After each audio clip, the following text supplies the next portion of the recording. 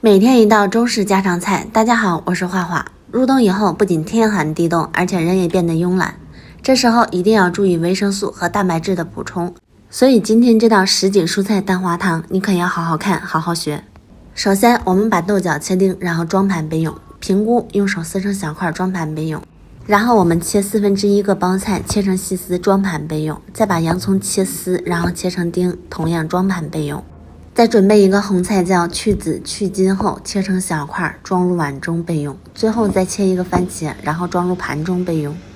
接着我们起锅，倒入足量清水，在水中加入1勺盐打底，再加入1勺植物油。用这样的水煮出来的食材会更加的漂亮，也可以更好入味。水开以后，我们先下入番茄，略微翻滚后，用筷子夹取番茄皮，这样既保留了营养，又完善了口感。